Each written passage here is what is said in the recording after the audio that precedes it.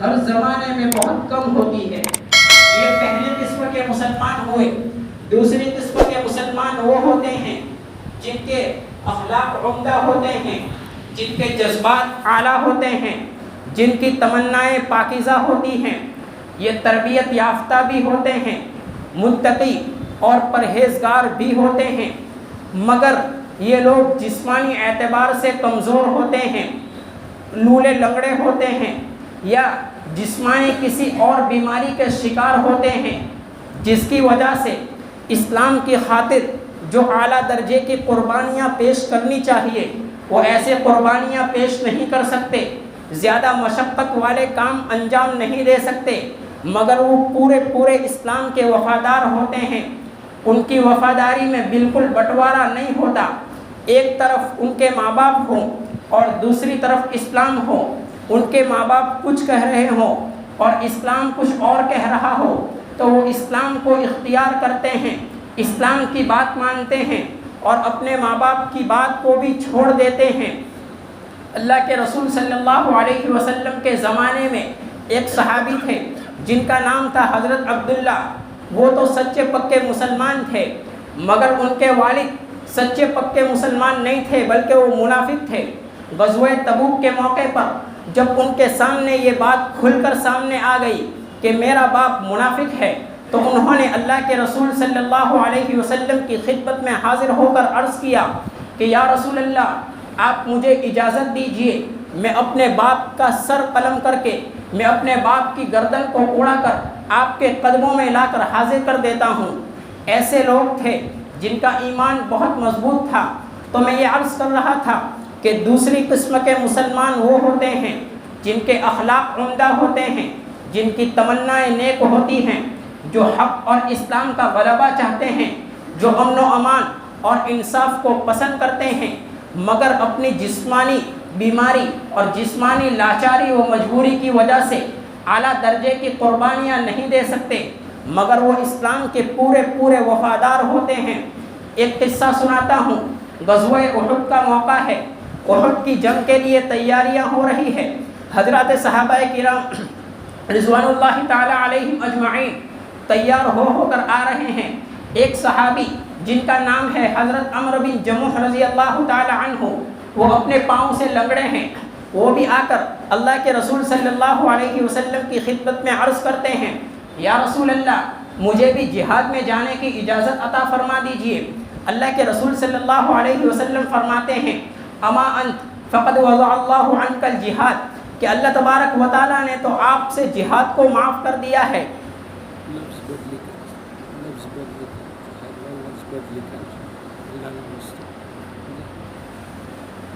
اللہ تبارک و تعالیٰ نے تو آپ سے اللہ تبارک و تعالیٰ نے آپ کو معذور سمجھا ہے، لہذا آپ کو جانے کی ضرورت نہیں ہے۔ اتنے میں ان کے صاحبزادے آئے اور آ کر عرض کیا کہ یا رسول اللہ، آپ نے بالکل ٹھیک فیصلہ کیا ہے، آپ مجھے جانے کی اجازت عطا فرما دیجئے اور میرے والد کو گھر بھیج دیجئے۔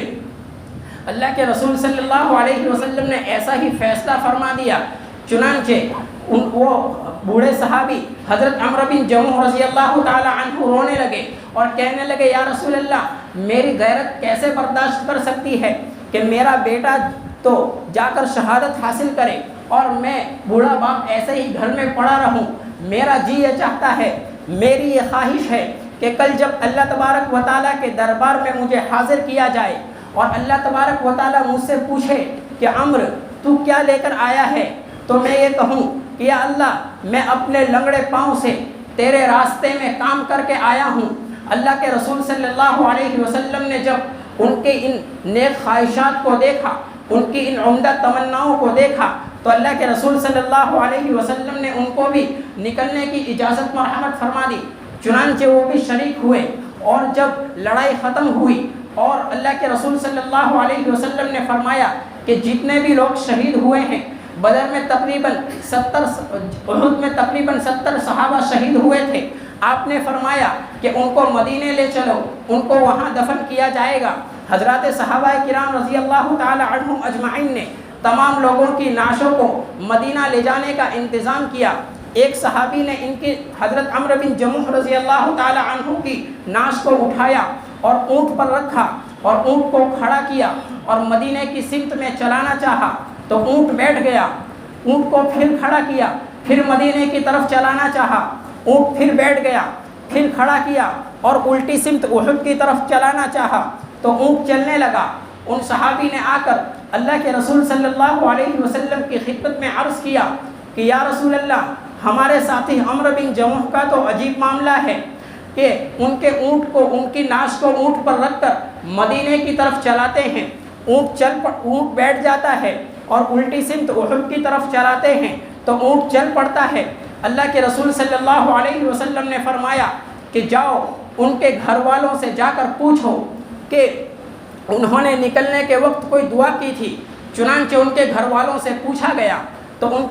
کی بیوی نے کہا کہ ہاں، انہوں نے جاتے وقت یہ دعا کی تھی، اللہم لا تردنی الی اہلی حیا او میتا، کہ اللہ مجھے اپنے اہل میں زندہ بھی واپس مت لوٹانا اور مردہ ہونے کی حالت میں بھی واپس مت لوٹانا، میں کسی بھی حالت میں اپنے گھر واپس آنا نہیں چاہتا، بلکہ میں تو آپ کے راستے میں شہادت چاہتا ہوں۔ اللہ کے رسول صلی اللہ علیہ وسلم نے فرمایا کہ بس ان کی یہ دعا قبول ہو چکی ہے، چنانچہ ان کو یہیں دفن کر دیا جائے۔ تو ایسے لوگ ہوتے ہیں کہ وہ جسمانی اعتبار سے تو معذور ہوتے ہیں، لولے لنگڑے ہوتے ہیں، مگر وہ اسلام کے پورے اور سچے وفادار ہوتے ہیں، ان کی وفاداری میں کوئی بٹوارا اور کوئی تقسیم نہیں ہوتی۔ تو یہ دوسری قسم کے مسلمان ہو گئے کہ جو جسمانی کمزوری کے باوجود بھی اسلام کے ساتھ اپنی پوری وفاداری کا ثبوت پیش کرتے ہیں۔ تیسری قسم کے مسلمان وہ ہے، میں معذرت اور معافی چاہتے ہوئے عرض کرتا ہوں کہ ہم میں سے اکثر لوگ اسی تیسری قسم کے لوگوں میں آتے ہیں۔ تیسری قسم کے مسلمان وہ ہیں جن کو اسلام سے محبت کم ہوتی ہے، ان کو اپنے مکان اور دکان سے محبت زیادہ ہوتی ہے، ان کو اسلام سے محبت کم ہوتی ہے، اپنے کاروبار اور بزنس سے زیادہ محبت ہوتی ہے، ان کو اسلام سے محبت کم ہوتی ہے، اور اپنی آل اولاد سے اور اپنے مال و جائیداد سے محبت زیادہ ہوتی ہے۔ ہم اپنا جائزہ لیں، ہم اسی کیٹیگری کے لوگوں میں آتے ہیں۔ اسی کو قرآن کریم نے کہا ایسے لوگوں کے بارے میں، قل ان کان آباؤکم وابناؤکم واخوانکم وازواجکم وعشیرتکم واموال اقترفتموها وتجارۃ تخشون کسادها ومساکن ترضونها احب الیکم من اللہ ورسولہ وجہاد فی سبیلہ فتربصوا حتی یأتی اللہ بامرہ واللہ لا یہدی القوم الفاسقین۔ کہ پیغمبر آپ کہہ دیجئے کہ اگر آپ کے آبا و اجداد، تمہاری اولاد، تمہارا خاندان اور تمہارا کاروبار اور تمہارے گھر اگر تمہارے نزدیک اللہ اور اس کے رسول سے اور اللہ کے راستے میں نکلنے سے زیادہ محبوب ہے تو پھر تم انتظار کرو اللہ تبارک و تعالیٰ کی پکڑ کا۔ اللہ تبارک و تعالیٰ تو فرما رہے ہیں اگر یہ ساری چیزیں ہمیں اللہ اور اس کے رسول سے زیادہ محبوب ہیں تو پھر اللہ کی پکڑ کا انتظار کرو۔ ہم اپنے گریبان میں جھانک کر دیکھیں، دوسروں کی طرف دیکھنے کی ضرورت نہیں کہ میرے دل میں کس کی محبت زیادہ ہے، میرے دل میں اللہ اور اس کے رسول کی محبت زیادہ ہے یا پھر میرے دل میں دکان اور مکان کی محبت زیادہ ہے، میرے دل میں اللہ اور اس کے رسول کی محبت زیادہ ہے یا میرے دل میں میرے مال اور میری اولاد کی محبت زیادہ ہے۔ ہم اپنے گریبان میں جھانک لیں، ہمیں پتہ چل جائے گا کہ ہم کتنے میں ہیں۔ دوسروں کی طرف توجہ کرنے کی ضرورت نہیں۔ آج ہمارا المیہ یہ ہے کہ ہم کوئی بھی بات سنتے ہیں تو ہم اس غلطی پر دوسروں کو پرکھنے کی کوشش کرتے ہیں، ہم اپنی طرف نہیں دیکھتے۔ دوسروں کو دیکھنے کی ضرورت نہیں،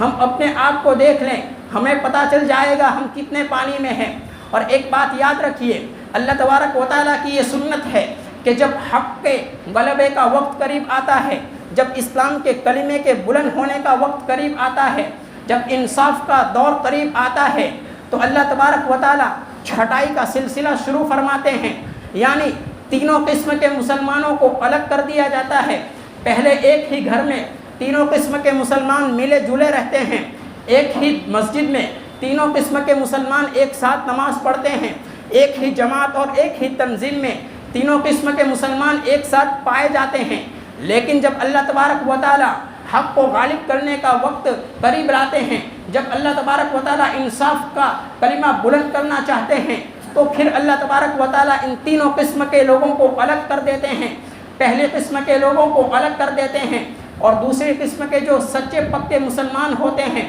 کمزور ہوتے ہیں، ان کو پہلی قسم کے مسلمانوں کے ساتھ کر دیا جاتا ہے، اور تیسری قسم کے جو مسلمان ہیں جو کچرا ہے اللہ تبارک و تعالیٰ اسے سائڈ کر دیتے ہیں، ان کو منافقوں کے فہرست میں ڈال دیا جاتا ہے۔ اور یاد رکھیے کہ یہ الگ کرنے کا، یہ چھٹائی کا طریقہ اللہ تبارک و تعالیٰ کیا اختیار فرماتے ہیں؟ الگ کرنے کا طریقہ اللہ تعالیٰ یہ اختیار فرماتے ہیں کہ کفر کی طرف سے ظلم شروع ہوتا ہے، چلتے پھرتے مسلمانوں کو مارا جاتا ہے، جیلوں میں ٹھونسا جاتا ہے، اسی طرح ان پر ظلم و ستم کے پہاڑ توڑے جاتے ہیں۔ یہ سب کچھ اللہ تبارک و تعالیٰ کی مشیت سے ہوتا ہے۔ ہم یہ کہتے ہیں کہ حکومت اتنی ظالم آ گئی ہے، ہمارے اوپر بہت ظلم ہو رہا ہے، یہ ساری کی ساری چیزیں اللہ تبارک و تعالیٰ کے فیصلے سے ہوتی ہے، اللہ کی مشیت کے تحت ہوتی ہے۔ اللہ تبارک و تعالیٰ جسے چاہتے ہیں حکومت دیتے ہیں، اور ان سے جو چاہتے ہیں کرواتے ہیں۔ اللہ تبارک و تعالیٰ جس سے کام لینا چاہتے ہیں اس سے کام لیتے ہیں۔ تو یہ چھٹائی کا کام کرنے کے لیے اللہ تبارک و تعالیٰ ظالموں کو مسلط کر دیتے ہیں، اور وہ ظالم آ کر ظلم و ستم ڈھاتے ہیں۔ اس کا نتیجہ یہ ہوتا ہے کہ جو لوگ حقیقی معنی میں مسلمان ہوتے ہیں، سچے اور پکے مسلمان ہوتے ہیں، وہ تو اسلام پر ثابت قدم رہتے ہیں، اور جن کا ایمان ڈگمگایا ہوتا ہے، جو حقیقی معنی میں مسلمان نہیں ہوتے، جن کے دلوں میں اپنے اولاد اور اپنے کاروبار کی محبت زیادہ ہوتی ہے، وہ اسلام کی طرف سے پھر جاتے ہیں، وہ اسلام کے بارے میں مطمئن نہیں رہتے۔ پھر اللہ تبارک و تعالیٰ بہت تھوڑے لوگوں کو چن لیتے ہیں، اور پھر ان بہت تھوڑے لوگوں پر اللہ تبارک و تعالیٰ اپنی مدد کو نازل فرماتے ہیں، اور پھر دنیا میں ایسا انقلاب برپا کرتے ہیں، ایسا بدلاؤ لاتے ہیں کہ عقل حیران رہ جاتی ہے۔ تو میرے بھائیوں، یہ وہی دور ہے۔ اللہ تبارک و تعالیٰ نے چھٹائی کا سلسلہ بڑی تیزی کے ساتھ شروع کر دیا ہے۔ یہ بڑھتا ہوا ظلم و ستم، یہ بڑھتی ہوئی مہنگائی، یہ بڑھتا ہوا حکومت کی طرف سے یہ بڑھتا ہوا ظلم، اسی بات کی دلیل ہے کہ اللہ تبارک و تعالیٰ نے چھٹائی کا سلسلہ شروع فرما دیا ہے۔ اب ہمارا کام ہے کہ ہمیں اپنا نام کس فہرست میں لکھوانا ہے، پہلی قسم کے لوگوں میں لکھوانا ہے یا تیسری قسم کے منافقوں میں نام لکھوانا ہے، یہ ہمارے اوپر ہے۔ لہذا ہمیں چاہیے کہ ہم اپنی اسلام کے ساتھ وفاداری کا ثبوت پیش کریں۔ یہ ہمارے لیے آخری موقع ہے سنبھلنے کا، آخری موقع ہے اپنی وفاداری کو درست کرنے کا، آخری موقع ہے اللہ تبارک و تعالیٰ کے ساتھ اپنے تعلقات کو قائم کرنے کا۔ قدم قدم پر ٹکراؤ ہوگا، اسلام کچھ چاہے گا اور ہماری سیاسی پارٹیاں کچھ چاہے گی، اسلام کچھ چاہے گا، ہمارے سیاسی لیڈران کچھ چاہیں گے، اسلام کچھ چاہے گا، اور ہمارے دکان اور ہمارا مکان کچھ چاہے گا۔ قدم قدم پر ٹکراؤ ہوگا، اور قدم قدم پر ہمیں اپنی وفاداری کا ثبوت پیش کرنا ہوگا، اور اس وفاداری کے ثبوت کو پیش کرنے کے لیے صرف داڑھی رکھ لینا، ٹوپی پہن لینا، کرتا پیجامہ پہن لینا کافی نہیں ہے، بلکہ ہر بات میں اسلام کے ساتھ ہمیں اپنی وفاداری کا ثبوت پیش کرنا ہوگا۔ اس کے لیے قربانیاں پیش کرنی پڑے گی، اس کے لیے بہت کچھ مشکلات جھیلنی پڑ سکتی ہے، سزائے موت بھی ہو سکتی ہے، لیکن یہ بات پکی ہے کہ اللہ تبارک و تعالیٰ چھٹائی کر کے رہیں گے، اللہ تبارک و تعالیٰ ایک ایک کو الگ کر کے رہیں گے، پھر اللہ تبارک و تعالیٰ کی مدد تھوڑے لوگوں میں آئے گی۔ دعا کیجئے اللہ تبارک و تعالیٰ ہمیں ان تھوڑے لوگوں میں بنائے اور صحیح معنی میں سچا پکا مسلمان بنائے، اور اللہ تبارک و تعالیٰ ہم سے اپنے دین کا کام لے۔ وآخر دعوانا ان الحمد للہ رب العالمین۔